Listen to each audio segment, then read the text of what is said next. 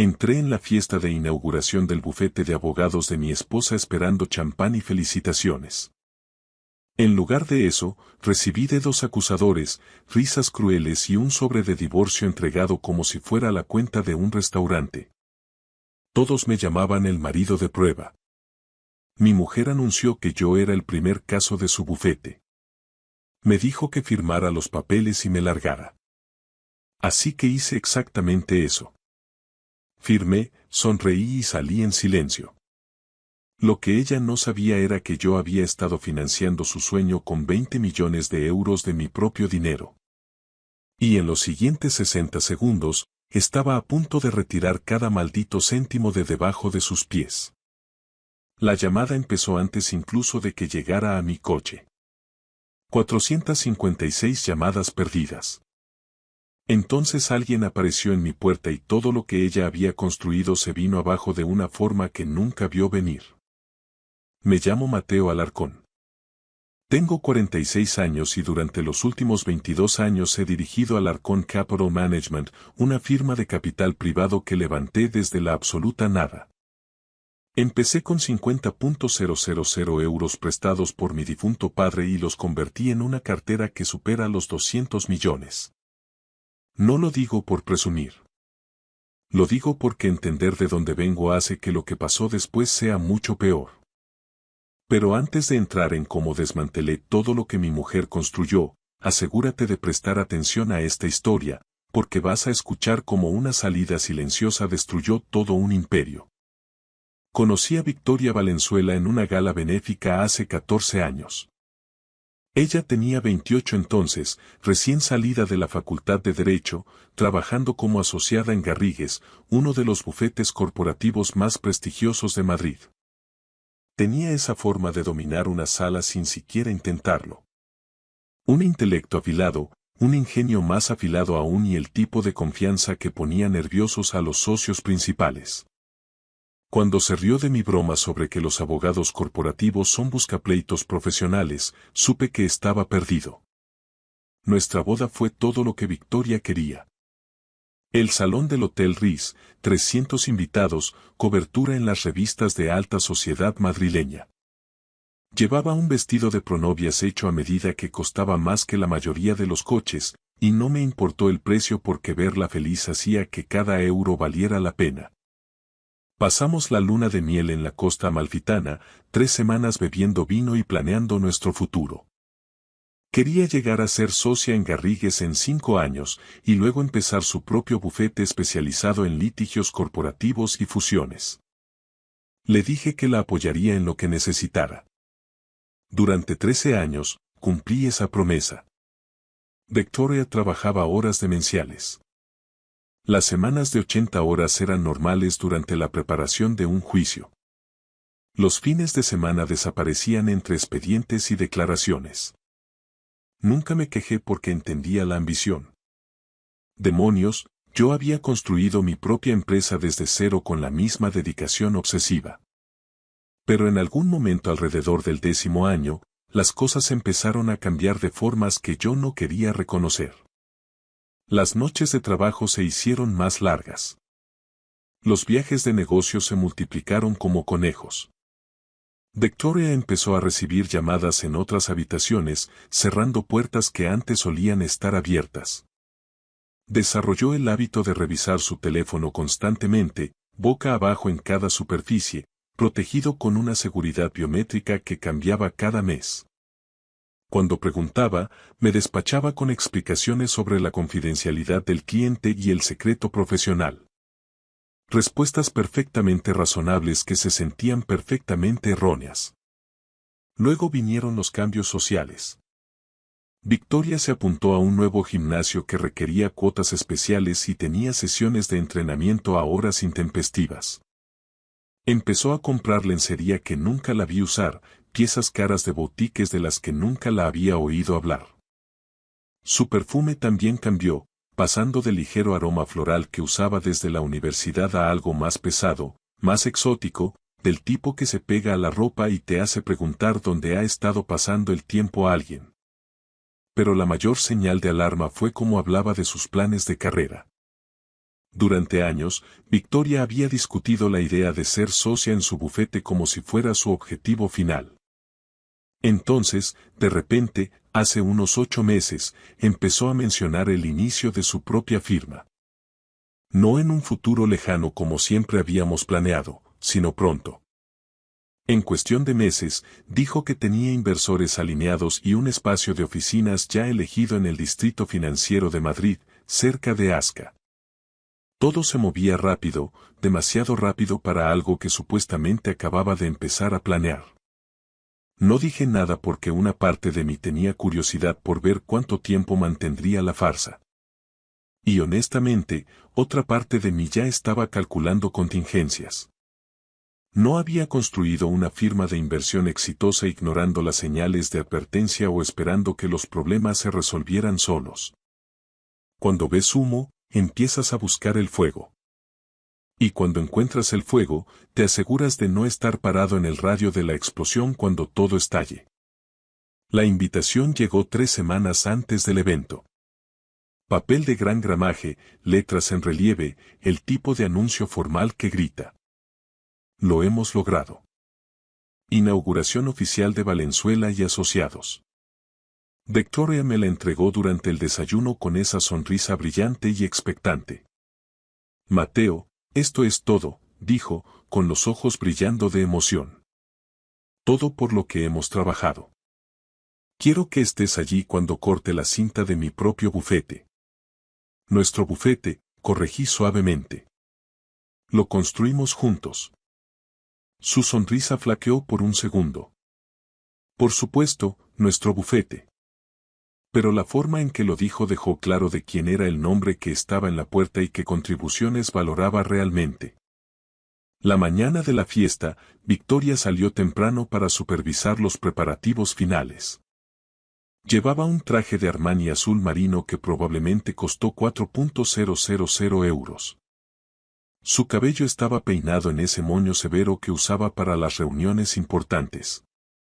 Parecía cada centímetro la abogada de éxito a punto de lanzar su propio despacho. Lo que no parecía era una mujer agradecida con el hombre que lo había hecho todo posible. Verás, aquí está lo que Victoria no sabía que yo sabía. Hace unos 6 meses, cuando vino a mí con su plan de negocios para Valenzuela y Asociados, pidiendo capital de inversión para poner en marcha la firma, hice mi due diligence. No solo sobre su modelo de negocio, que era sólido, o su lista de clientes proyectada, que era impresionante, sino sobre sus motivaciones. Y lo que encontré fue interesante. Victoria había estado teniendo una aventura con Nacho Cruz, un socio director de su antiguo bufete, durante aproximadamente 18 meses. Nacho tenía 52 años, estaba casado y tenía 3 hijos, y aparentemente sentía debilidad por las asociadas jóvenes y ambiciosas que le recordaban sus días de gloria. La aventura había comenzado durante un caso de fusión en el que trabajaron juntos. Muchas noches largas en salas de conferencias que terminaron en habitaciones de hotel en ciudades donde nadie sabía sus nombres. Sabía lo de Nacho porque pagó a gente para saber cosas. El detective Raimundo Olmo, antiguo inspector de la Policía Nacional, ahora dirigía una firma de investigación privada especializada en inteligencia corporativa y, cuando era necesario, asuntos personales. Ray me lo había dado todo.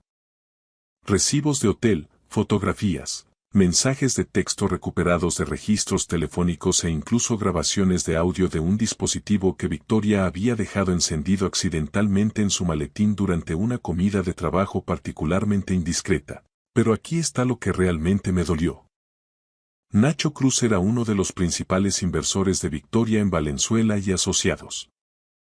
Había comprometido 8 millones de euros para su startup, dinero que estaba sacando de un fondo fiduciario que su padre había establecido, dinero del que su mujer no sabía nada. Victoria tenía otros 5 millones de varios otros inversores, incluyendo 3 millones de sus padres, que habían hipotecado su casa de retiro en la sierra para apoyar el sueño de su hija. Y luego estaba mi contribución. 20 millones de euros. de ante millones que había transferido a la cuenta de negocios de Valenzuela y asociados durante un periodo de 6 meses, estructurados como una serie de inversiones y préstamos que me convertían en el accionista mayoritario de la firma. Victoria tenía el papeleo que mostraba mi inversión. Pero lo que no tenía era la documentación completa que demostraba que cada uno de esos euros podía ser reclamado en un plazo de 24 horas si no se cumplían ciertas condiciones. Condiciones que había enterrado en la letra pequeña que la emoción de Victoria le hizo saltar al firmar. Esas condiciones eran simples. La inversión dependía de que nuestro matrimonio permaneciera intacto y de que Victoria no participara en ninguna actividad que constituyera un incumplimiento del deber fiduciario hacia el principal inversor de la firma, es decir, yo. El adulterio, según la definición legal que mis abogados habían redactado, constituía absolutamente tal incumplimiento. Victoria pensó que era tan lista, haciendo que yo financiara su sueño mientras planeaba su escape con Nacho. Lo que no se dio cuenta fue de que yo había estado 3 pasos por delante de ella durante meses, construyendo una trampa tan perfecta que no la vería hasta que ya se hubiera cerrado. La fiesta era en el Hotel Four Seasons, porque, por supuesto, tenía que ser allí. Victoria había alquilado su salón más grande para la noche, el mismo salón donde habíamos celebrado nuestro 5º aniversario de bodas. La ironía no me pasó desapercibida. Llegué exactamente a tiempo, a las 19:02, vistiendo el traje de Tom Ford que Victoria me había comprado para ocasiones importantes. Si iba a ver cómo terminaba mi matrimonio, iba a tener un aspecto malditamente impecable al hacerlo. En el momento en que crucé las puertas de ese salón, supe que algo no iba bien. La energía en la sala cambió como si alguien hubiera cambiado de canal. Las conversaciones se detuvieron a mitad de la frase. La gente se giró para mirarme con expresiones que iban desde la lástima hasta la diversión o la burla descarada. Y entonces, alguien cerca de la barra susurró lo suficientemente alto como para que yo lo oyera. El marido de prueba ya está aquí. Las risas empezaron tímidamente, solo unos pocos de un grupo cercano. Pero se extendieron por la sala como ondas en un estanque, creciendo en volumen y confianza a medida que la gente se daba cuenta de que yo había oído el comentario. Marido de prueba. Como si yo fuera algún modelo de prácticas que Victoria había usado antes de pasar a la versión real. Me quedé allí, en la entrada, absorbiendo la atmósfera. Los colegas de Victoria de Garrigues estaban dispersos por toda la sala, con sus trajes caros y sonrisas ensayadas. Todos ellos formaban parte de algún chiste del que yo era, aparentemente, el remate. Los padres de Victoria estaban cerca de la fuente de champán, pareciendo incómodos pero no sorprendidos. Y allí, cerca de la parte delantera de la sala, en un pequeño escenario donde se suponía que Victoria daría su discurso de apertura, estaba Nacho Cruz, de pie junto a mi esposa con esa postura posesiva que lo dejaba todo perfectamente claro. Victoria me vio entonces. Nuestros ojos se encontraron a través del salón abarrotado y, por un momento, solo un momento, vi algo parpadear en su expresión. Culpa, tal vez, o arrepentimiento, o posiblemente solo irritación porque realmente me hubiera presentado. Luego, su rostro se endureció en un desapego profesional y le susurró algo a Nacho, quien sonrió y asintió. Mateo, me alegra mucho que hayas podido venir, dijo Victoria, con su voz resonando en la sala ahora silenciosa. Bajó del escenario con Nacho siguiéndola de cerca como un perro obediente. ¿Podemos hablar un momento en privado? Lo seguía a una pequeña sala de conferencias junto al salón principal. La puerta se cerró detrás de nosotros con un suave clic que sonó como el portazo de una celda. Victoria sacó un sobre del bolsillo de su chaqueta, blanco, nítido y obviamente preparado de antemano. Mateo, dijo Victoria, usando ese tono profesional y cortante que empleaba al dar malas noticias a los clientes. Creo que ambos sabemos que este matrimonio no funciona desde hace tiempo. Nacho se quedó junto a la ventana, sin siquiera pretender ocultar su presencia o su papel en este pequeño drama. Me miró con algo parecido a la lástima, como si sintiera pena por el pobre tonto que no lo había visto venir. Es un lugar interesante para entregar unos papeles de divorcio, dije, manteniendo mi voz neutral. La fiesta de inauguración de tu bufete. Victoria tuvo la decencia de parecer ligeramente incómoda. Pensé que sería eficiente. El primer caso oficial manejado por Valenzuela y Asociados es nuestro divorcio. Considéralo una declaración sobre el compromiso de la firma para manejar situaciones difíciles con profesionalismo. ¡Qué detallista!, respondí. Estás convirtiendo nuestro matrimonio fallido en una oportunidad de marketing. No seas dramático, Mateo, dijo Victoria, abriendo el sobre y sacando una pila de documentos legales. Estos son papeles de disolución estándar. Reparto de bienes gananciales, divorcio de mutuo acuerdo. Limpio y simple. Yo ya he firmado. Todo lo que necesito es tu firma y ambos podremos seguir adelante con nuestras vidas. Tomé los papeles y los escaneé rápidamente. Eran exactamente lo que ella decía. Un divorcio directo con una distribución equitativa de activos. Victoria se quedaría con Valenzuela y Asociados. Yo me quedaría con Alarcón Capital Management y nos dividiríamos todo lo demás a partes iguales. Excepto que Victoria había cometido un error crucial en sus cálculos. Había listado el valor de Valenzuela y Asociados en 15 millones de euros, contabilizando las inversiones que conocía de Nacho, de sus padres y de otros patrocinadores. Pero de alguna manera se había olvidado de contabilizar adecuadamente mi contribución de 20 millones. El papeleo mostraba mi inversión como un activo matrimonial estándar a repartir, en lugar de lo que realmente era. Un préstamo revocable con requisitos de desempeño específicos que ella acababa de violar. Esto parece bastante sencillo, dije, sacando una pluma del bolsillo de mi chaqueta. ¿Estás segura de que esto es lo que quieres? Victoria asintió con firmeza. Es lo que ambos necesitamos. Lo sabes tan bien como yo. Nacho dio un paso adelante entonces, poniendo su mano en el hombro de Victoria en un gesto de apoyo que me revolvió el estómago. Por lo que valga, Mateo. Sin rencores. Estas cosas pasan. Victoria y yo no planeamos que esto se desarrollara de la manera en que lo hizo. Miré a Nacho Cruz, este hombre que había ayudado a destruir mi matrimonio mientras robaba a su propia familia para financiar el negocio de mi esposa. Por supuesto que no lo planeasteis, dije amablemente. Planear requeriría pensar en las consecuencias, y ninguno de los dos parece ser particularmente bueno en eso. Firmé cada página sin leerlas. Firmas rápidas y eficientes que hicieron que los ojos de Victoria se abrieran ligeramente. Probablemente esperaba que luchara, que discutiera, que le suplicara que lo reconsiderara. En su lugar, le devolví los papeles con una sonrisa. Todo listo, dije. ¿Necesitas algo más de mí? Victoria guardó los papeles de nuevo en el sobre, con el alivio evidente en su rostro. No, eso es todo. Eres bienvenido a quedarte a la fiesta si quieres, pero entiendo si prefieres irte. Creo que pasaré de la celebración, respondí, girándome hacia la puerta. Pero felicidades por el nuevo bufete, Victoria. Espero que sea todo lo que soñaste que sería. Salí de esa sala de conferencias con la cabeza alta y mi teléfono ya en la mano. Detrás de mí, podía oír a Victoria y a Nacho hablando en voz baja y aliviada. Pensaban que habían ganado. Pensaban que simplemente me había rendido y les había dado todo lo que querían sin luchar.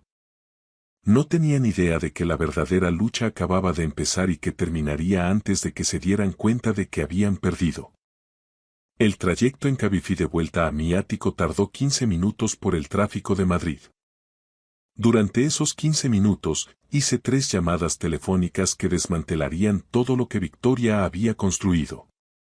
La primera llamada fue a mi abogado, David Serrano. David y yo éramos amigos desde la universidad, y él se especializaba exactamente en el tipo de opción nuclear que estaba a punto de desplegar. David, dije cuando respondió, ejecuta el protocolo 7. Todas las cuentas, todas las inversiones, todo lo que discutimos. Jesús, Mateo, respondió David, pero ya podía oírlo tecleando. ¿Estás absolutamente seguro de esto?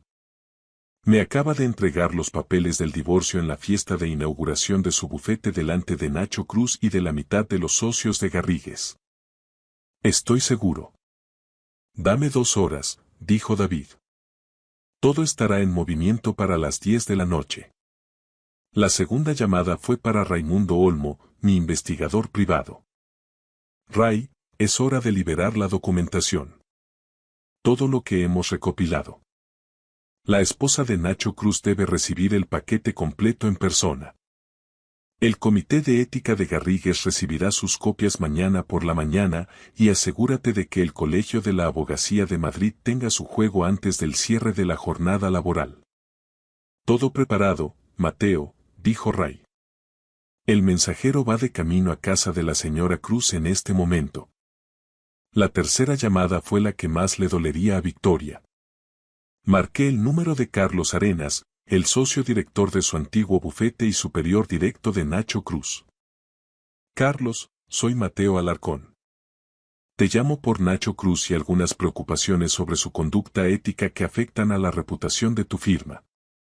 Pasé los siguientes 10 minutos detallando todo lo que sabía sobre la aventura de Nacho con Victoria, su malversación de fondos fiduciarios para invertir en el bufete de ella y los diversos conflictos de intereses que habían surgido de su relación.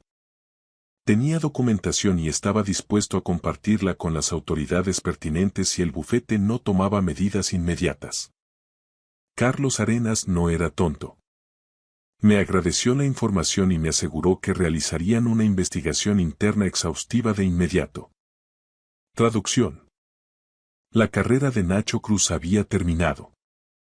Para cuando entré en mi ático, las fichas del dominó ya estaban cayendo.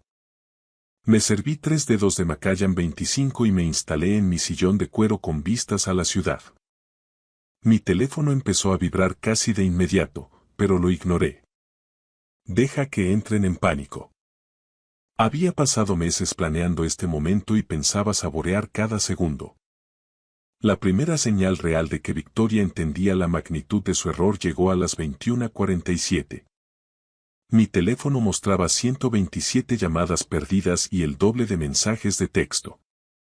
Los mensajes contaban la historia de su noche desmoronándose en tiempo real. 21:03. Mateo, hay un problema con las cuentas de la firma. Llámame. 21:15. Mateo, esto no tiene gracia. ¿A dónde ha ido el dinero? 21:28. Mateo, faltan 20 millones en la cuenta de negocios. ¿Qué demonios has hecho? 21:42. Mateo, por favor. Los inversores están aquí. Hacen preguntas que no puedo responder. Tomé un sorbo lento de mi whisky. Sus mensajes eran de manual. La negación dando paso a la ira y luego a la súplica desesperada. Pero ya no me interesaban los sentimientos de Victoria, ella había tomado sus decisiones y ahora estaba aprendiendo que tienen consecuencias. A las 22:07 llamaron a mi puerta. Unos golpes insistentes y urgentes que resonaron en todo el ático. Revisé el monitor de seguridad y vi a Victoria en el pasillo, todavía con su traje de Armani, pero con un aspecto mucho menos sereno. Su pelo se había soltado del moño, el rímel estaba corrido bajo sus ojos y sostenía su teléfono como si fuera un arma. Abrí la puerta lentamente. Victoria, dije amablemente. Esto es inesperado. Entró atropelladamente sin esperar invitación, girándose en mitad de mi salón con los ojos desorbitados. ¿Qué has hecho? El dinero, Mateo. ¿Dónde está el dinero? Cerré la puerta y me apoyé en ella, cruzando los brazos. ¿A qué dinero te refieres? No juegues conmigo. Han desaparecido 20 millones de la cuenta de Valenzuela y asociados. El banco dice que fue una transferencia autorizada por el accionista principal. Ese eres tú, Mateo. Has retirado toda la inversión. Caminé hacia la barra para rellenar mi vaso, tomándome mi tiempo. ¿Lo hice? Parece algo que recordaría. Mateo, por favor, su voz se quebró ligeramente. Esto ya no se trata solo de nosotros. Tengo otros inversores, gente que confió en mí. Mis padres hipotecaron su casa por esto. Nacho puso 8 millones. El alquiler de la oficina, el equipo, los sueldos del personal. Todo depende de ese capital que prometiste. Me giré para mirarla y, por primera vez esa noche, dejé que mis emociones reales se mostraran. ¿Capital que prometí? Seamos muy claros, Victoria. Yo no prometí nada. Hice una inversión condicionada al cumplimiento de ciertos requisitos. Tú violaste esos requisitos. Por lo tanto, la inversión fue revocada. Todo es perfectamente legal y está detallado en los documentos que firmaste. ¿Qué condiciones? Exigió ella. No había condiciones. Era un acuerdo de inversión estándar. Página 47, subsección 12, dije con calma. La inversión sigue siendo válida a condición de que el accionista principal mantenga un interés fiduciario libre de conflictos de intereses, violaciones éticas o incumplimientos de confianza que comprometan la integridad de la firma. Tu aventura con Nacho Cruz, quien también es inversor, constituye un conflicto de intereses masivo.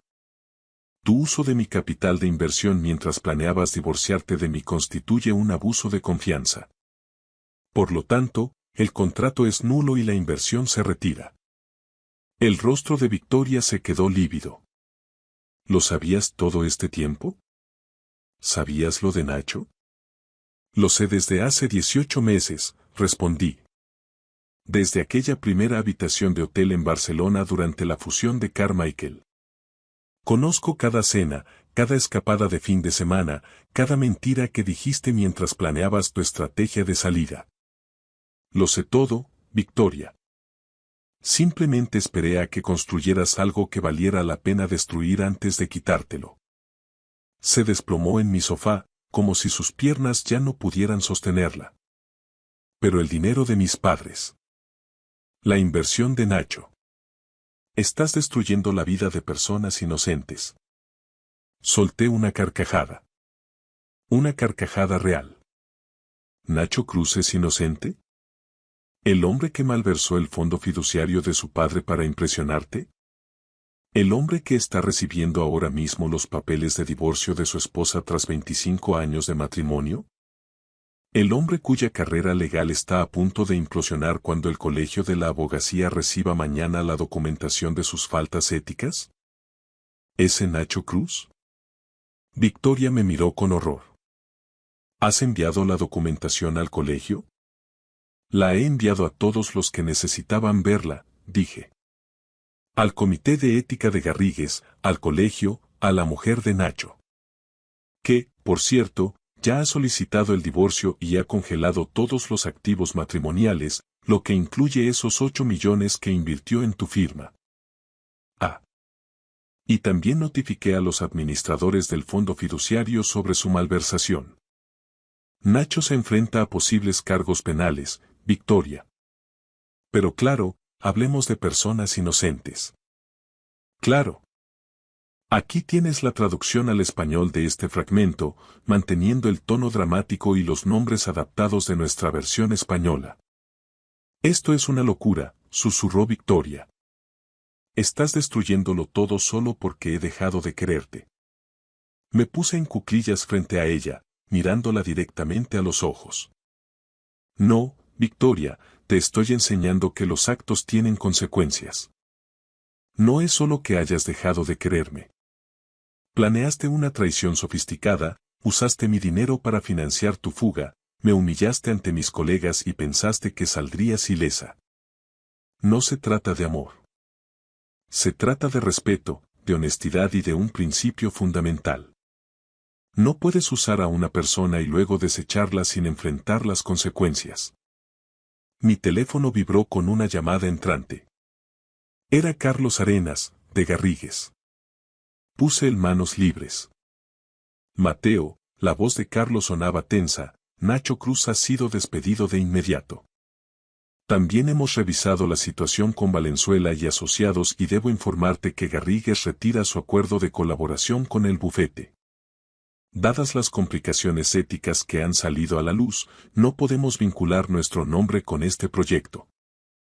Lo entiendo perfectamente, Carlos, respondí, observando cómo el rostro de Victoria se desmoronaba literalmente al oír que su antigua firma le retiraba el apoyo. Gracias por tu profesionalidad. Cuando colgué, Victoria se limitó a mirarme. Lo has destruido todo, dijo.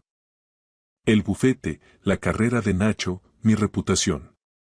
Todo por lo que he trabajado ha desaparecido. No, corregí suavemente. Tú misma lo destruiste todo cuando decidiste que la traición era una estrategia de negocio aceptable. Yo solo me aseguré de que no pudieras lucrarte con ello. ¿Y qué se supone que haga ahora?, preguntó Victoria, mientras las lágrimas rodaban por su cara. Tengo una plantilla de empleados que dependen de mí. Acreedores esperando pagos. Un contrato de alquiler de oficina que no puedo costear sin tus inversiones. Me levanté y me acerqué a la ventana, contemplando el Madrid nocturno. Eres una mujer inteligente, Victoria.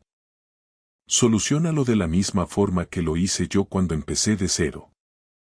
Construye algo real, algo merecido, algo que no dependa de mentiras ni de utilizar a las personas que te quieren. Mateo, por favor, dame algo. Mis padres perderán su casa si el bufete quiebra. Me giré hacia ella. Tus padres pueden ponerse en contacto con mi abogado. Prepararé un plan para devolverle su inversión que proteja su hogar, pero solo porque ellos son inocentes en todo esto, Victoria. Ellos creyeron en ti y no merecen sufrir porque su hija decidiera ser despiadada. Pero tú no recibirás nada de mí, salvo la lección que debiste aprender hace tiempo. El carácter es más importante que la ambición y la integridad no es una opción a elegir. Victoria abandonó mi ático a las 23:23. El traje caro arrugado, el maquillaje estropeado, su vida en ruinas. La vi desde la ventana subirse a un coche, probablemente de camino a explicar a los inversores y al personal por qué todo se había hundido en una sola noche. La mañana siguiente fue igual de agitada. El teléfono no paraba de sonar con llamadas del abogado de Nacho Cruz, intentando negociar, y de los padres de Victoria, que lloraban y agradecían que hubiera salvado su casa. Hubo una llamada que sí acepté. La de Sebastián, mi hijo de mi primer matrimonio. Papá, mamá me ha contado lo de Victoria. ¿Estás bien? Estoy mejor que bien, respondí con sinceridad. Soy libre. ¿De verdad retiraste 20 millones en una noche? Hasta el último céntimo, confirmé. Sebastián guardó silencio un momento. Sabes, papá, la mayoría de la gente llamaría a esto crueldad, pero desde mi punto de vista, parece justicia. Tenía razón. No era venganza. Eran consecuencias. 6 meses después, me crucé con Victoria en una conferencia jurídica. Trabajaba como una abogada común en un bufete de nivel medio, reconstruyendo su carrera desde cero tras el colapso de su propio proyecto. A Nacho Cruz le habían retirado la licencia y esperaba juicio penal. Su esposa se lo había quedado todo en el divorcio. Victoria parecía mayor, como si esos 6 meses hubieran pesado 10 años. Al verme, no se acercó. Solo asintió una vez. Un reconocimiento de nuestra historia compartida y de la destrucción mutua. Yo asentí de vuelta y seguí caminando. Esa es la esencia de ser subestimado. La gente piensa que el silencio es debilidad. Piensan que la amabilidad es ser un blanco fácil. Victoria me llamó marido de prueba. Me puso a prueba y perdió. A veces, la venganza más silenciosa es aquella que nadie ve venir hasta que destruye todo lo que se construyó sobre mentiras. Gracias por escuchar mi historia hasta el final. Si resonó contigo, dale like, escribe en los comentarios qué fue lo que más te tocó y no olvides decir de dónde eres. Suscríbete al canal, vienen muchas más historias.